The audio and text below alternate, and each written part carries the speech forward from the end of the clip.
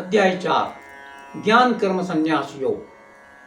भगवत गीता का चौथा अध्याय यानी ज्ञान कर्म संन्यास योग। गीता के तत्व ज्ञान की परंपरा अर्जुन को समझाने के बाद भगवान कहते हैं, जब जब इस विश्व में धर्म का लोप होता है और अधर्म का प्रभाव बढ़ने लगता है, तब तब धर्म की पुनर्स्थापना करने के लिए सज्जनों का रक्षण करने तथा दुर्जनों का विनाश करने मैं युग युग में स्वयं ही अपनी माया के प्रभाव से जन्म लेता हूँ।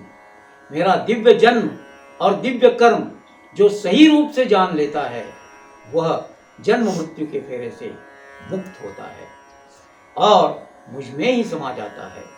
कर्म और अकर्म यद्यपि समझना कठिन है, फिर भी समझ लेना आवश्यक है।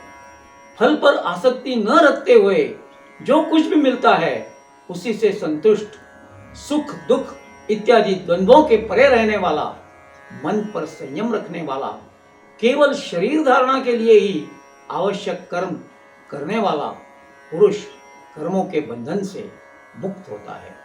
यज्ञ के लिए यानी कि कर्तव्य भाव से आसक्ति विरहित और सब कुछ जान लेने के बाद किया जाने वाला कर्म बंधन कारक नहीं होता।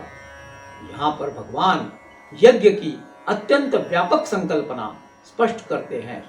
यज्ञ की आहुति यानी परमेश्वर, यज्ञाग्नि भी परमेश्वर ही, यज्ञ करने वाला भी परमेश्वर स्वरूप और जिसे अर्पण करना है वह भी परमेश्वर। इस भावना से यज्ञ करने वाला परमेश्वर स्वरूप में विलीन हो जाता है।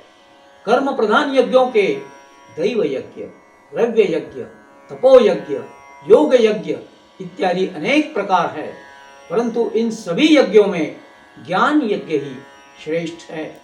क्योंकि सभी कर्मों की परिणति ज्ञान ही में होती है।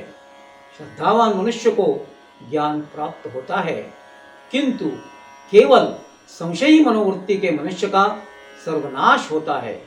इसलिए हे अर्जुन, अपने हृदय में स्थित यह संशय तुम ज्ञान रूपी तलवार से काट डालो और योग का आचरण करो।